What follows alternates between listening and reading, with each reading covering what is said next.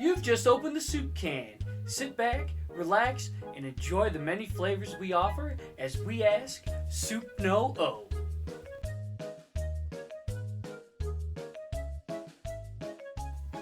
Hello and welcome to the Soup Can. I'm your host Campbell's, and I'm here to ask Soup No O.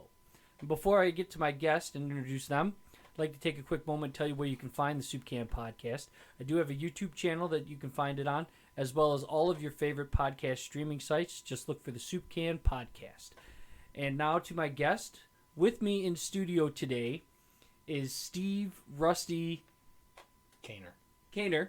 I knew I was going to butcher that name. No, it's not a hard name, but it's been spelled many different ways. I've always known you as... There's no D at the end. Rusty. I've always known you as Rusty. Rusty is the owner of Motor City Malt, which we are both proudly sporting and supporting the local business. Rusty, it's great to have you here. Thank you for coming on. Yeah, thanks for having me. I first met you at Warren Brewfest, probably... Warren Big Brew Fest. That was probably 3, maybe... That would have been March, I believe. It was cold. It was. So I would say that was March of 19. Okay, so it was a few years ago. Yep. That's where I first met you. We were walking around, sampling everything, handing out business cards, and trying to get the word out for Motor City Malt House. Yep. Yeah. It was a big event that they were trying to promote. I haven't seen it since then, but they were trying to promote that for home brewers, and so we had supplied. A bunch of the malt so that they could make a wort. Kunin's did that. And then we also supplied, there were 4 breweries. Kunin's, Sherwood's, Brooks. Brooks was there, yep. And there was a 4th one. I can't remember off the top of my head. It's a couple of years ago. But anyways, they all took our malt and they made a beer that would be along the same lines, like the same style recipe or something like that. But then the malt that we had supplied to Kunin's, they made the wort. So all the home brewers, all they had to do was come up and get a bucket. Okay. And then take it, and all those guys were using the same stuff that was made by us. The ingredients were made by us. So.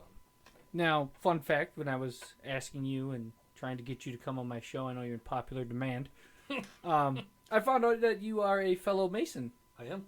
I did not know that about you when I first met you. Yep, so, raised in 98. So welcome, brother. Yeah, you may have been still in high school. What's that? You may have still been in high school then. Maybe. Yeah. Yep. Been a while been a Mason for a while. Then when I moved down here, basically kind of fell away from that, and even today, still I'm considered what's a paper Mason. I pay my dues. I am on the roll. I am on the books, but I'm not active. I'm more active with Eastern Star, so I do pay my lodge dues. Right. So, yeah. Well, I pay my dues because I'm active as a leader in my daughter's youth group. Oh, okay. Job's Daughters, which is based on the Masonic affiliation. For the kids, which, go back to you were DMLA. I was. So DMLA is for the boys. Yep. And then with the girls, there's 2 different ones. There's Job's and Rainbow. Job's and Rainbow, yep. Job's started before Rainbow. I think it was technically the way they came up was DMLA, and then Mother Mick wanted something for the girls, and so she founded Job's, and shortly after that, then they founded Rainbow. Yep. I think that's the order they went. I believe that is accurate. And with the girls, what was interesting is that happened back suffrage, when women couldn't vote, they couldn't do any of that kind of stuff, and so that was one of the big things with Job's was that women could be leaders. Careers to this day, scholarships, go to school, educate yourself. Yeah, I mean, it's a great thing. It was a big part of my youth growing up, being affiliated with the Masonic youth organizations.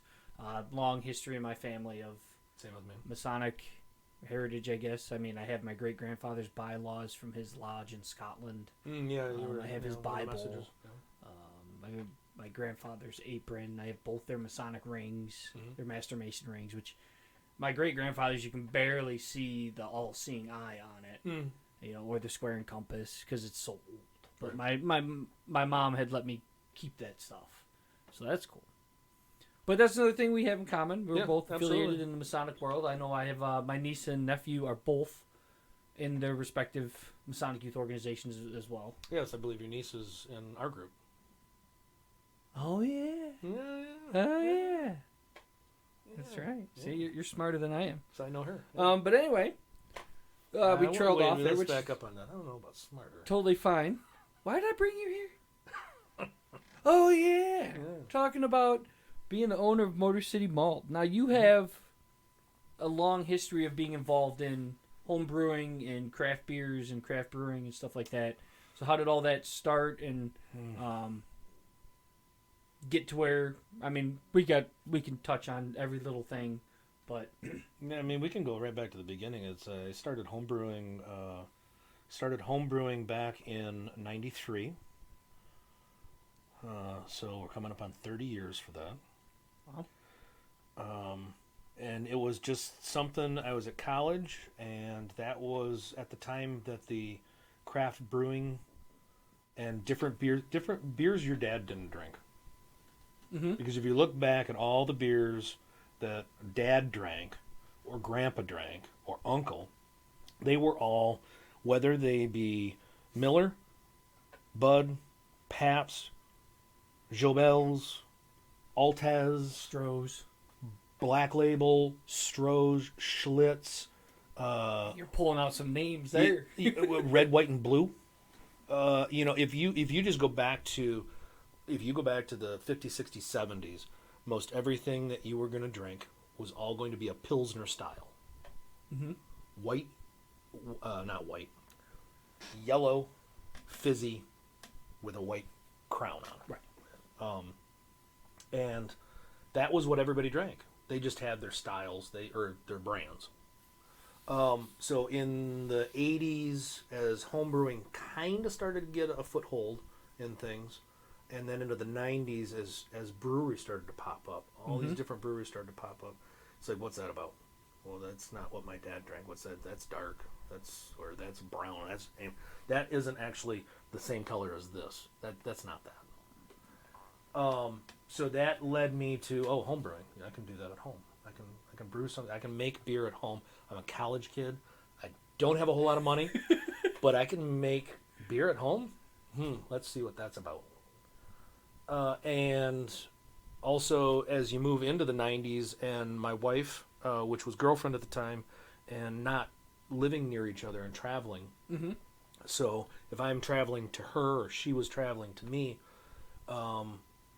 we would, depending on where we were at or where we were going, whether she went to school in Chicago, so whether we were in Chicago or we were somewhere in between, stopping in Grand Rapids to a brewery.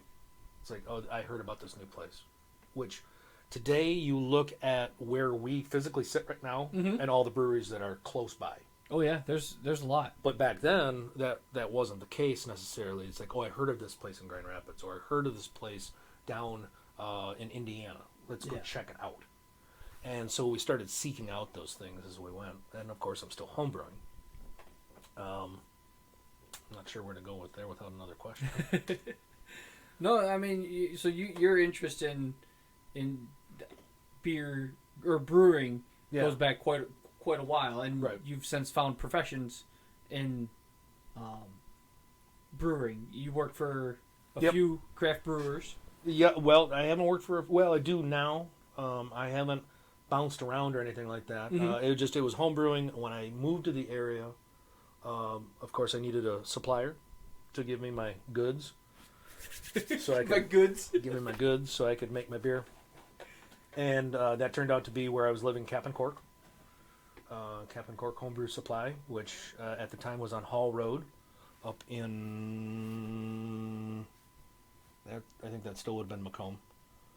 And so I started, going there, being a customer. And in a short synopsis, that ended up leading to being involved more in paying attention to what was going on in the brewing scene in the area, which not far from there on Hayes and Hall, brewery opened up in 2006 called Sherwood. And so we were customers there. That led to 2013 when there was some life changes that led me to actually working at Cap and Cork. Mm-hmm. That led to knowing about this malt house that was opening up. Some guys that were going to create malt and make it, which I had really no idea about that exact thing. Now, did you know Tom and Dan? Not at the time. I believe was the other Tom and Dan, gentleman's name? Yep. Before you started working at the malt house? Other than passing at the homebrew shop. Okay. Other than passing through at the homebrew shop, I knew who they were. They were the owners of Motor City Malt. Oh, okay. That's who they were. But so that led me to, they needed some help. I said, hey, I can help. And helping out turned into more of an everyday thing. So I could help here and there. And in doing so, because I was a home brewer and I already understood this aspect, I became very interested in what we were doing to create the product to make beer or whiskey, distilled spirits. And long story short, which we can go delve into a little bit more of it, but that ended up leading me to working at Sherwood's, where we were already a customer and we'd been there since they opened. So yes, I work at a couple of different places. I own the malt house now, which has been 6-7 weeks since the January 1st. Now the malt house opened in 2014. They were licensed in 2014. First product was made fall of 15. Okay. By the time they put everything together, they found the farmers, and they ended up actually being able to produce. It was fall of 15. So we've been producing now. It will be 7 years this fall. Now, before we get into you acquiring and purchasing the malt house, when you first started there, what were you doing? Were you sales? Were you just shoveling malt? Because I know it's a... Labor. Yeah, you've been there. I've been there. You've been there. I visited the Motor City Malt. Yep. On a few occasions, and I've helped shovel the malt. It's not easy. It's a hard, laborious job. It's not for everybody. No. There is no air conditioning. What? You've been there in the summer. There's no air conditioning. I thought maybe. No, I mean, there's a heater, keep us from getting too cold in the winter, but in the summertime we don't. We just open up the doors and let the wind blow through. But we're also trying to mimic nature. So in that aspect, we're trying to keep it warm enough in the winter that it can continue to do its thing.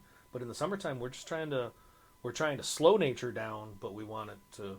We don't want to spend too much money on air conditioning to try and control something when we can just open up the doors and let the wind blow through. And malt really likes natural temp. Summertime is hard. We'll put it that way. Traditionally, they would stop. They would stop malting in the summertime because it'd be too uncontrollable. But that's going back to floor malting, where they just spread it out on the floor, and then they churn it a couple of times a day, more than what we would do, where we're blowing air through to control. Right. They're churning it up and using the coolness of the slab of stone or concrete or whatever they've got it. That's an old school way of doing it. So interesting. I find it very interesting. I do too. But again, it's not everybody's forte to like. People, I mean, most people are just like, well, just give me the finished product. They don't care. Yeah, they either want the finished. They either want the finished product or they want the product so they can make the finished product. Right. But when it comes to how did you get this product, they don't really.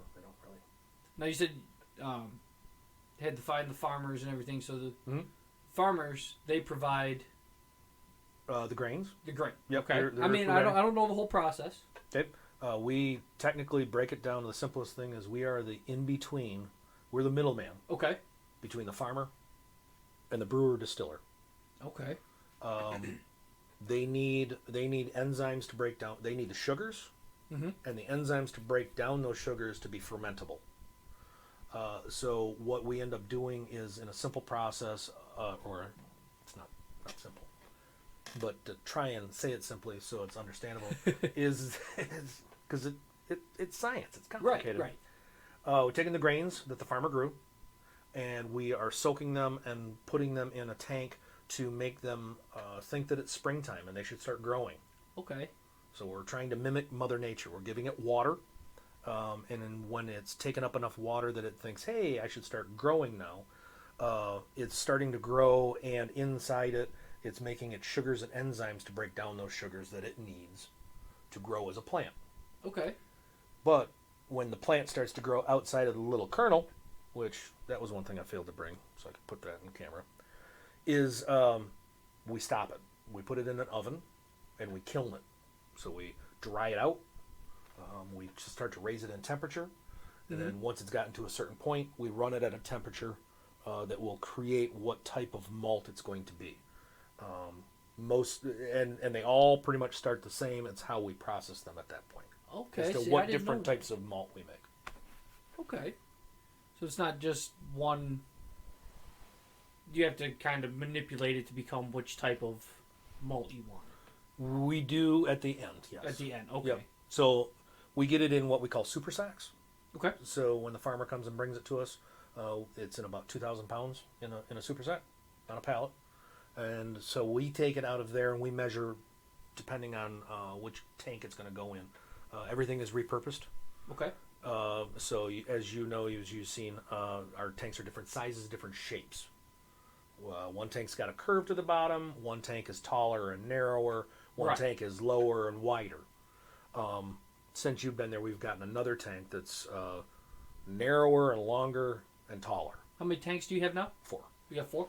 Yeah. So we can, in a sense, our variety we can do in a week. Okay. We can, because since each one of them has to start the same, but they can be ended differently, and that's what actually makes the different ones. It's the brewer and the distiller that will take the end product and take a little bit of this or a little bit of that or a little bit of that, and that's where they make the recipes that are either lighter colored, darker colored, and whether it's a higher alcohol or a lower alcohol. They're the ones that take and blend and make the recipe. Okay. But when it comes to, these are all the same, and these are all the same, these are all the same. But and they all start the same. Okay. That's it. So at one tank, until I put it in the oven, it could be anything. Okay, so it's not until I put it in the oven. Until it goes in the oven and we run the kiln cycle. Okay. That's what makes what type of malt it's going to be. And even from there, there's a couple of different ways, different ones. There's one that we put in a roaster to gelatinize the starches before we put it in the oven, and then we run the cycle, and that's the caramel. There's one that is in process right now, and what's today, Tuesday? Thursday, when I put it in the oven, what I do is I actually spray it down more with water. Okay. Block the intake and run a low fan on it to stew it overnight for 12 hours. That makes a different one. And there was a third one. There was a third one. I can't remember what it is now off the top of my head. Oh. He's blanking. Blanked. Sorry. Blanked on it. But basically, everything starts the same. Everything has to be soaked in the tank and allowed to start to germinate. Okay. Oh, that was the other one. The chit. There you go. There's the chit. Basically, as soon as that happens, so it's soaked, and in the kernel, it starts to grow what's called a chit. To be clear, it's C-H-I-T. Chit. Chit.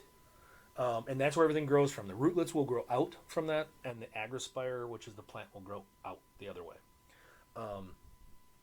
That one is where you're going to use it for mouthfeel and different style in the beer. There's no sugars involved. And so as soon as that happens, then we throw it in the oven and dry it out. And there's different ways of, utilizing that malt. It's still malt. One thing I learned in the last couple of years is that malt is both an adjective and a noun. You make malt, so you have the action of making malt, malting things, and then malt is the noun because this is malt. It's malt. So. See, now I know you said everything you just said it's very interesting to me, and I have a lot of friends that like the craft beers and stuff like that. So I'm sure they'll find it pretty interesting too. But they're like me; they very much enjoy the end product without any knowledge of where it came from. So or the labor that goes involved exactly to make. So hearing all this, and I knew some because I had visited the malt shop and I knew Tom and Dan. But it's just really cool to hear and now I can appreciate more like you said, the labor that goes into it. Yeah, So, definitely on a small scale, what we're doing is very labor intensive. Everything we do have a high-low to unload the truck of the grain, and we use that also to, once we've measured it out into what we call the hopper, to get an idea how much is going into the tank. We'll utilize that to put that hopper over it to drain it in. Beyond and then also to adjust inventory on the shelves. But beyond that, everything is hands-on, buckets and shovels and pitchforks and I've sweat. been there, use those. Yep, and a lot of sweat in the summertime. I did want to ask, this question just came to me. You use Michigan farmers. Correct. Now, in the wintertime, you don't get any... Well, no, we can or get how it. does it work in the wintertime is a better way to word What we that are question. doing right now in February is we are projecting what we're going to need for the year, or what we want. And so we will be, in the next couple of weeks, we'll be letting our farmers know what we want. Gotcha. So that they can plant, because they'll need to plant in March. They start planting in March. As soon as they can, let's say that. Okay. As soon as they can. So as soon as that if first thaw... Yeah. Yep, okay. Exactly. Yep. As soon as that first thaw goes, they'll be up there and they'll be trying to put the seed in the ground to grow for us, and we project what we're going to need for the year. Mm-hmm. And so they will be growing bushels that we need. So as an example, right now we still have about 700 bushels with one farmer, and over 1,000 bushels with another farmer. Wow. And that should get me through this spring and summer, and I'll be starting to run out, which is about the time that they'll be harvesting. Oh, gotcha. And they'll be coming up with the next one that should take me then to the next year. And that's where the business and the projection of what we need. So yeah, I can still get it from them, because they store it for me. I pay storage for them. Some places, there's a place up in Traverse City, and he has a silo. Mm-hmm. So when his silo is empty, he can then take and he can store on site and then utilize what he needs. I don't have that ability. So we pay for storage, and the farmer stores it for me, and then brings me what I need. When I say I want X amount of bags, he fills up X amount of bags, and then he brings them down to me. Or they would go up and get it from them, but I don't have that ability right now. Makes sense now. I mean, now that I asked that question, because my lack of knowledge on the subject. So that was all very interesting as a craft beer enthusiast. I never got into home brewing myself. My friend's dad still does it out of his basement. Actually, a couple of my friends' dads do it. But you've been at the Malt House since 2014? Or no? 18. 18. Sorry. 18, yep. May of 2018 is when they were looking for some more help. Somebody was moving. I think so. One of the guys was moving out to Oregon or Washington or something like that, and they knew they were going to need some help, and so they were looking for help, and they put the word out to, the local homebrew shop, brewery, anybody interested, anybody close by, which is another benefit, is that I live close by. In walked you. In walked me. Loyal employee for 4 years. Call it just over. Call about 4, and now you are the owner. Yep. So how did you go from being just an employee? I don't want to say just an employee, because I know how loyal and hardworking you are, and dedicated you are still to the Malt House. But how did you go to come to own the Malt House now? Well, in the past couple of years, where we're at, the original owners, Tom and Dan, still to this day have their day jobs. Okay. They're engineers, and they have their day jobs. They've been friends. They themselves have been friends since high school, and they were the ones that had the idea to create the Malt House. But after a few years now, as getting older, and I don't want to say that the Malt House is not what they expected it to be, but I think that time frame, it wasn't where they wanted it to be, because they kind of got a late start on it, in a sense, age-wise. Okay. If they had started this 10 years before, then I personally think that they'd still be going at it, and they would just be sitting back on it as a retirement kind of little hobby.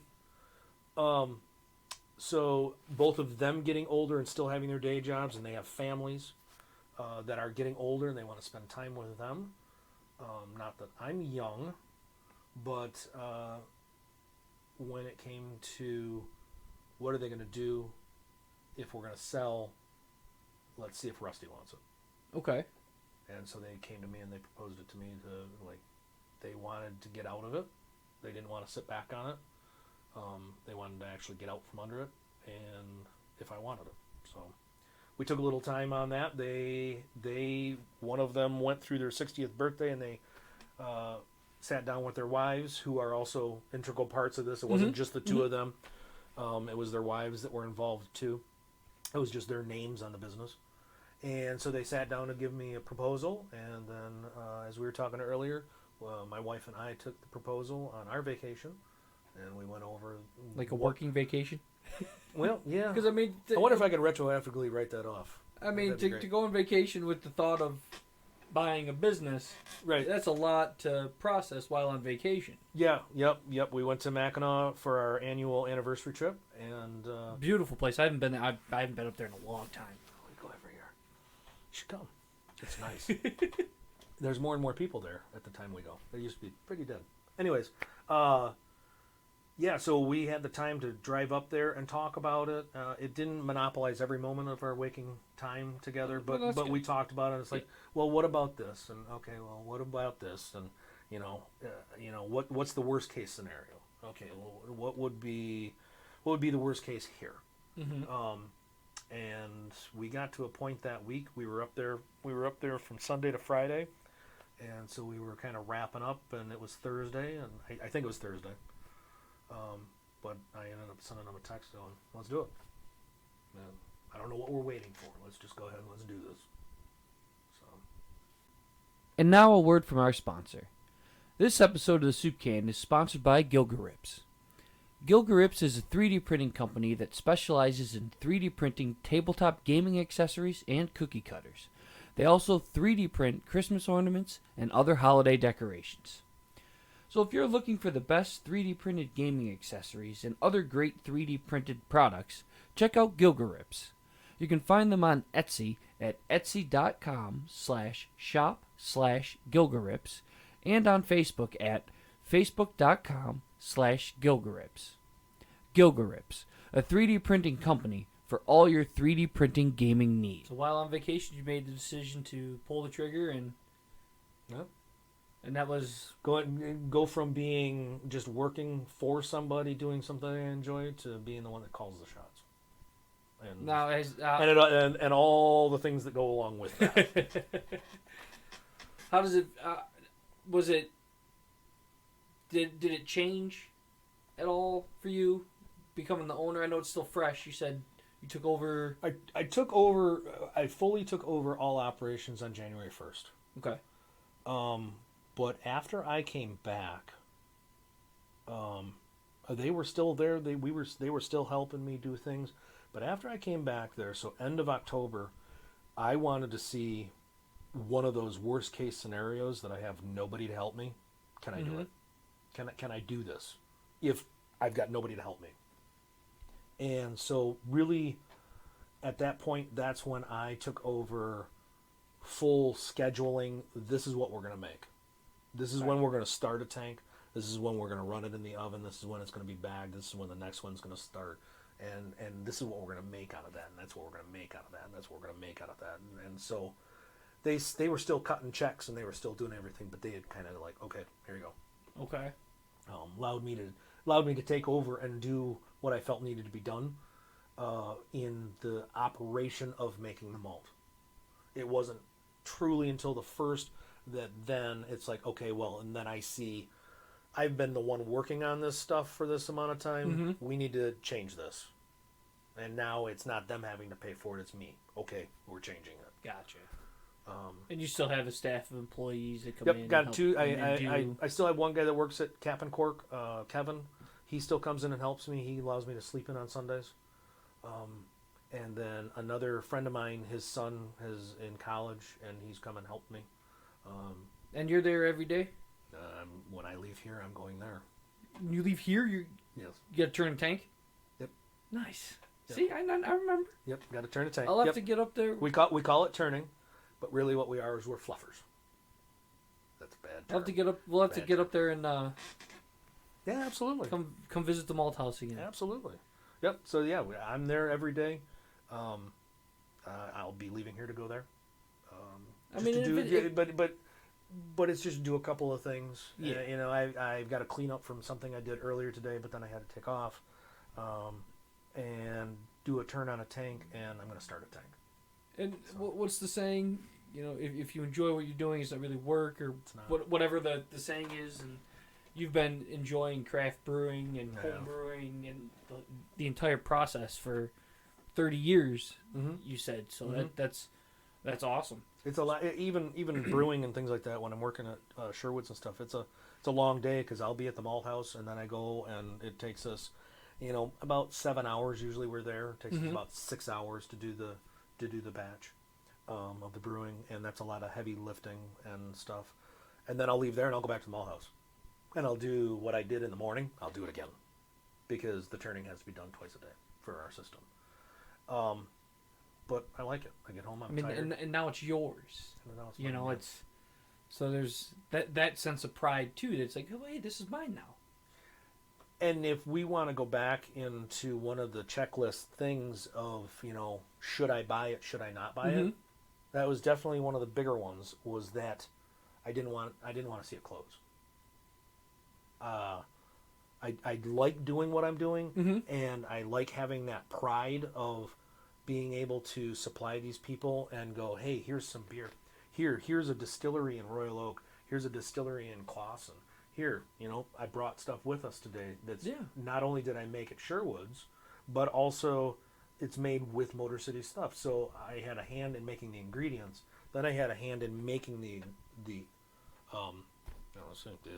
output, the end result. Yeah, that's awesome. And in doing so, I really liked doing that. And when that was one of the big things, like I don't want to see this close. And as a consumer, we appreciate that because you supply to a lot of local. We do. A lot of local breweries. Absolutely, local is local. You can talk local all you want. How far? I mean, obviously, I know a couple of the local ones that are right around where we're at now. That was a good one. This is by Moth Fire. I don't know who it is, but it's good. Their name is Moth Fire. They're located in Ann Arbor. They are not far from the stadiums. I think they're on. Oh, okay. They're on like Industry Highway, Industry Drive, something like that. Real small place. I think they don't really have a tap room per se. Okay. But when it warms up, they can open their garage door and you can go in there and try some stuff. You can always go in and buy. But they use a lot of our stuff. They've been around. They've been a customer of ours since they opened a couple of years ago. It's called Moth Fire, and they use us pretty much a little bit in everything. It all depends on style of what Very cool. they do. But that was a good one, and that's their logo right there. That was a good one. What were we talking about? I'm not ashamed for the cheap pop for anything local. That's part of. Oh, local. That's what we were talking about. Yeah, local. So our farmers. Talking about the farmers, we get it from the grain. Our grain is all grown up in the thumb. Oh, okay. The farthest one is about an hour and 20 minutes from us. Boone's Farm up by Harbor Beach. And then our other farmer is West Acres. Not familiar with that area. It's that's the name of it. West Acres. Acres. That's the name of the... Croswell. Tornado went through there a couple years ago. Croswell. So that's where our two farmers are getting our stuff, growing our stuff, and we're getting it from them.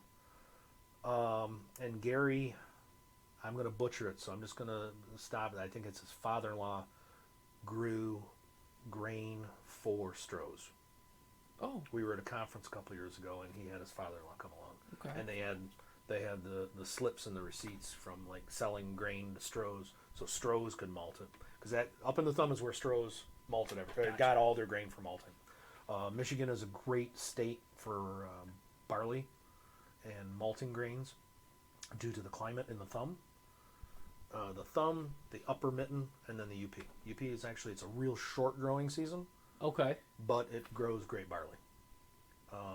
It has a very similar climate to when you get out to the big manufacturers.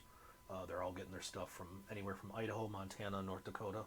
Big open swaths of land, but it's also the right temperature. Malting barley likes a warm, humid day and a cool night. Well, it's a shame we don't get any of that here. Well, we get those warm, humid days. But at night, when closer to here in the city, we don't cool off as much. Oh. When you get up into the thumb, or you get up into the upper mitten, the breezes that happen going from the bay to the lake, or from lake to lake, cool them off more. Gotcha. So that's why it grows such great malting barley. Is that they actually have a better climate up there. Yeah, they've got some hot, humid days just like we do, but at nighttime they cool off more than we do. The big, what do they call that? There's a word for that. The heat sink that the city creates of all the concrete we've got. That's another great thing about Motor City Malt House. Not only do they supply the malt to local breweries, they also get the barley from local farmers here in Michigan. That's great. People helping Michigan. People. Yep, 100% Michigan. And then us helping them, they're buying stuff from local. They're getting their seed locally from places in Michigan.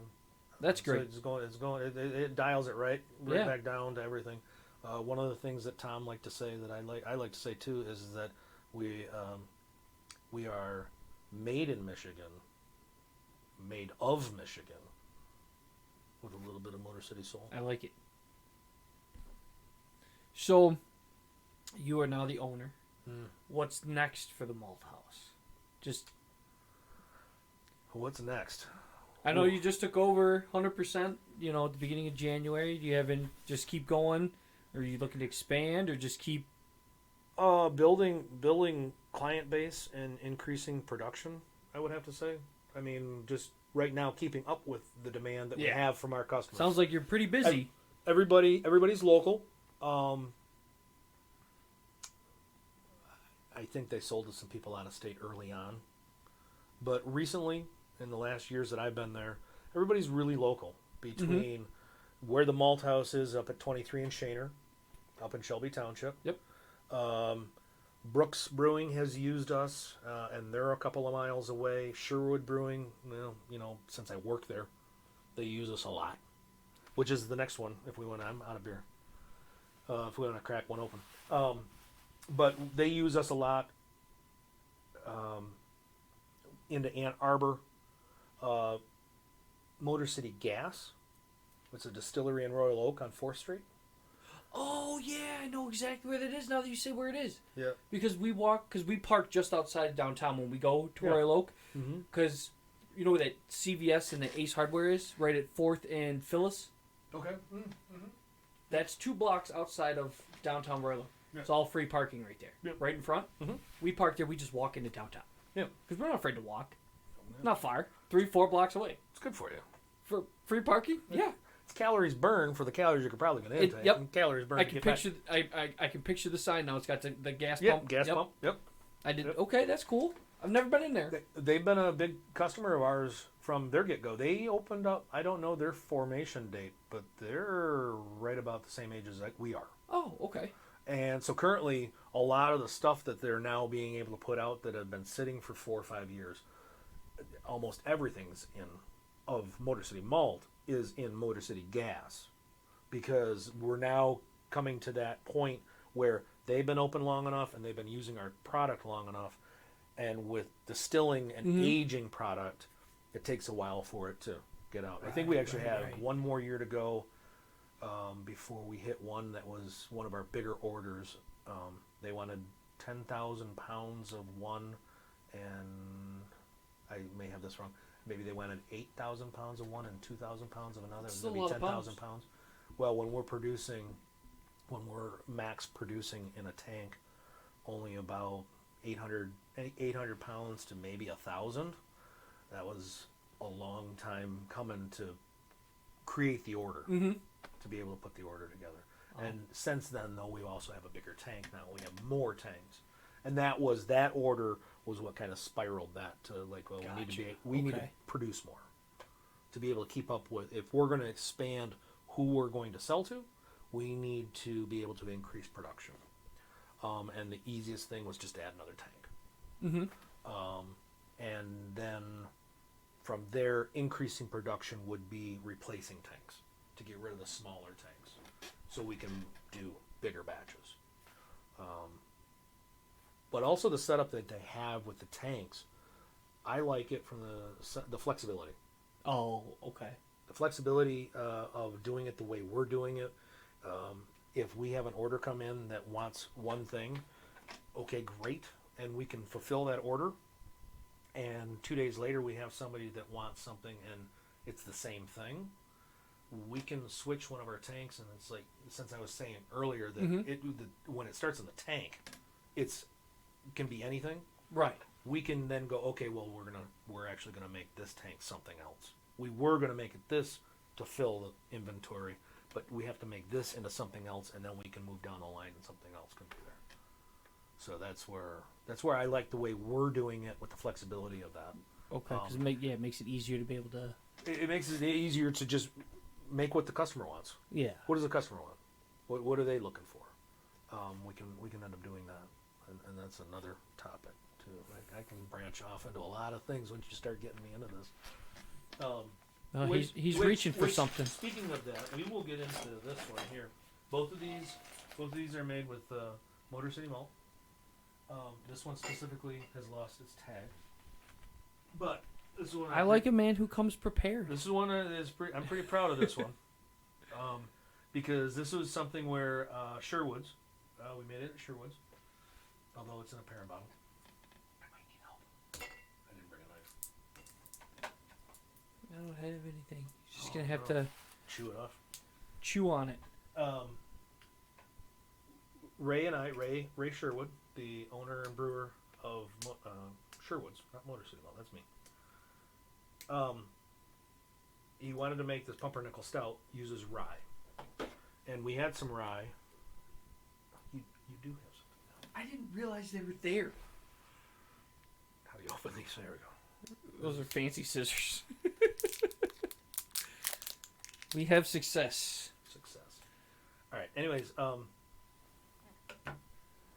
we were playing around with it, and we looked at the recipe, and the recipe called for this, that, the other thing. Well, we had some rye that it called for rye because it's Pumpernickel Stout, but it also called for a roasted rye, and I had never done that, but I'm like, oh, I could play around with that. I make some specialty ones that are roasted, so I could play around with that. And then it calls for another type of malt that's called biscuit, which again runs specialty that runs in run it in our drum roaster, just runs it at a different temperature and time. But what if we, instead of using biscuit, were to take some more rye and make a biscuit out of that rye? And I was like, well, I've never done that. But that's intriguing. I mean, it's as simple as just doing what I do before, but I never thought of doing a different grain with it.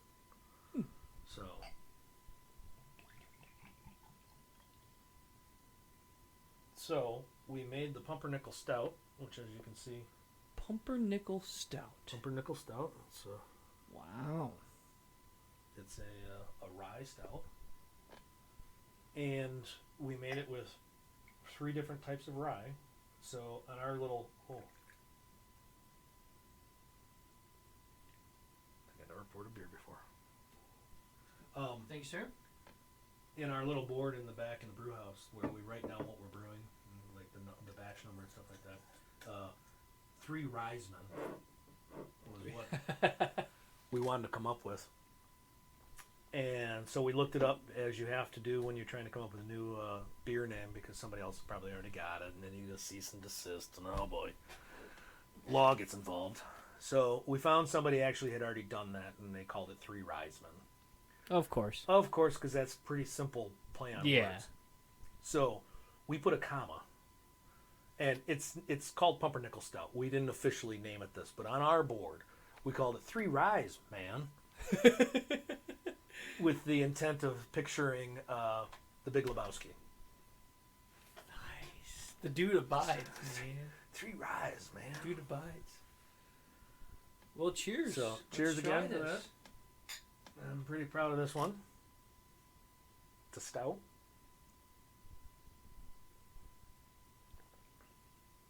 It's got all those stouty characters in there, that roast. I like it.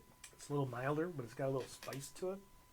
The rye 3 ways kind of definitely dominates that. It's very good. Sorry for my... No, that's all right. That is all right. In the beer tasting world, that's perfect. Do you experiment a lot, or do you get a chance to experiment a lot with? Well, and I think that's where one of the things, owning it. When I get to call, like, not that they wouldn't let me. If I said, "Hey, I want to do this," they would have let me do whatever. There's still one. I want to take some oats that we have, and I want to toast them, run them in the roaster, basically make a biscuit with the oats and call them toasted oats. Man, that's good. Might have to put a disclaimer: 21 or older on this episode. Maybe. But not that they would have stopped me. They would have never stopped me from something that I could create another product that they could sell. Right? That's what about in the business, creating enough variety of the product that we can expand into other places. Yeah. We are not looking for everybody. I'm not looking for, they were not looking for, and I'm not looking for people to use just my stuff. That's great when it happens. And I can make sure I can pre-plan for that. But really, it's more about getting one beer. If you do one beer, and he does one beer, and she does one beer, and everybody does I can expand out, they can expand out. As well as, excuse me, you can utilize that as like, here is a beer that's made all in Michigan. Not only was it made here in Michigan, but it's made with ingredients that were grown here and then malted here. And you can market that as that local. You can push that one beer as local. Yeah. It's about the consumer. The consumer, if you dial back to, I believe we were talking it on camera, and the wife and I going to the different places. It was a thing because it was local. It was a brewery. They're making the beer here. But of course, at that time, they were using ingredients from all over. Right. Pacific Northwest, massive hop growing. Upper Midwest, massive malting barley. Okay, so that's where they're getting their ingredients. But the marketing thing at the time was think global and drink local. So think globally about all the different types of beers there are. They're not just your dad's fizzy yellow beer. Right. They're dark. They're amber. They're copper colored. So you think globally about all the different styles, but drink it locally, So come here. Think global, drink local. But in the last, we'll even say 20 years, but really kind of more in the last 10 years, the big push to be local. Farmers markets. Growing your own gardens. How many people have gotten back into that in the last 10 years? And pushing the idea, I guess pushing is a bad thing, but promoting the idea. There you go, yeah. Promoting the idea that not only is this beer made here, but it's made with ingredients that were grown and made here. And then you're making something. So you're drinking local, but you're also thinking locally about where you're getting your stuff from. Because you always hear those people say, buy local, support your local businesses, Absolutely. There's a big push. I know on the Facebook, there was a big push this past holiday season, to, instead of buying from a big chain, support your local businesses, buy Christmas gifts from, small business owners. Yeah, so what is it, Small Business Monday or something like that, or Small Business Saturday? It's like Black Friday and then Small Business Saturday and things like that. Yeah, whatever day it is. Yeah. Whatever. No, and that's awesome. But whatever day it is, but they've got to use that. They've got to utilize that to market it, to get people to think that, I did this on Friday for Black Friday, but I'm going to do this on Saturday to support mom and pop that, are my neighbors or whatever, and do that kind of thing. So there's a lot of great local businesses. I just had another local business on my show last week. People helping people. I'm a small platform, but I'm another outlet for them to get the word out. Again, with you, I much appreciated you coming on. Small platform, telling the process, telling the story, how you got to be where you're at, the owner of Motor City Malt, doing something you're passionate about, promoting that local mindset to to help local businesses, local farmers, breweries, things like that. It's great. And you're helping me by coming on. Oh, sure. Thinking local. keeping me recording here and having guests on. And what are you doing now? I don't know. I may have dropped it. No, great. I'm going to have to hire a custodian. Yep. Well, what kind of budget do you think I got here? I think I dropped an ice cube. Oh, that's all right. I'm not too worried about it. But Rusty, I appreciate you coming on and sharing your journey to becoming the owner of Motor City Malt and explaining a lot of the process and the labor that goes into making the malt that is distributed to the breweries that all of us go to and indulge in. Do you have anything else that you'd like to share? Not off the top of my head. I mean, I could continue to talk if you want to talk for another hour and a half, but I have a feeling it's not going to have anything to do with malt. Or But beer. I mean, you're a working man. You got to get to the malt house. Keep that malt churning. Yep. So I can keep the beer flowing. And there you go. Keep it all going. Drink responsibly, everyone. We'll leave you. Leave you with that. Small glasses, small sips and tastes. That's what we have. Yep. Very small Again, I glasses. appreciate you coming in. Thank you for letting me partake in some beverages brewed with Motor City Malt. Sure. Rusty, again, thank you so much for coming in. And ladies and gentlemen, I'm your host, Campbell's, and this has been another episode of the Soup Can Podcast. Remember, you can find us on all streaming podcast platforms and also on YouTube. Thanks for listening. And thank you for listening to the Soup Can, where we ask the burning question, soup no O.